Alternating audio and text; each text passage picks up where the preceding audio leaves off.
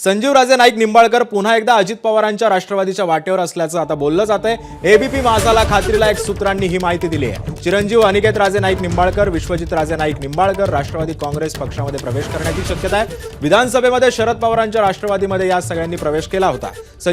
संजीव राजे नाईक निंबाळकर हे रामराजे यांचे सुलत बंधू आहेत, त्यामुळे आता चर्चांना मात्र आता उधाण आलेलं आहे। या संदर्भात अधिक माहिती देतात आमचे प्रतिनिधी जयदीप भगत सध्या आपल्या सोबत आहे। जयदीप, संजीव राजे नाईक निंबाळकर आता अजित पवारांच्या राष्ट्रवादीच्या वाटेवर असल्याच्या चर्चांना उधाण आलेलं आहे, काय अधिकचे अपडेट्स आहेत?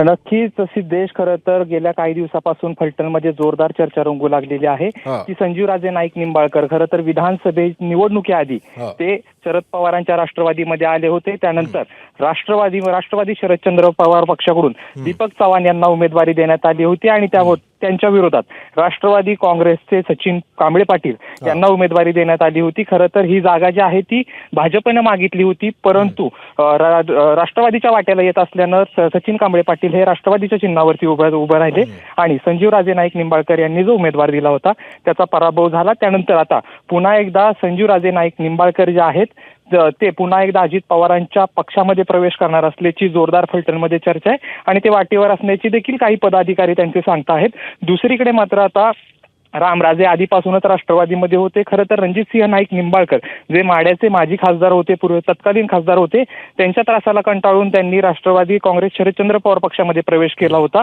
परंतु पुन्हा एकदा आता ते राष्ट्रवादीच्या वाटेवरचे आहेत आणि लवकरच त्यांचा अजित पवारांच्या उपस्थितीमध्ये फलटणमध्ये पक्षप्रवेश होणार असल्याच्या देखील चर्चा रंगू लागलेल्या आहेत। अर्थात याला अधिकृत दुजोरा मिळालेला नाहीये, परंतु लवकरच त्यांचा पक्षप्रवेश होऊ शकतो असं जे आहे ते त्यांचे काही कार्यकर्ते आणि पदाधिकारी सांगता आहेत। आता नेमकं होतं काय हे पाहणं महत्त्वाचं असणार आहे। नक्कीच धन्यवाद जयदीप, तू दिलेल्या अधिक माहितीबद्दल।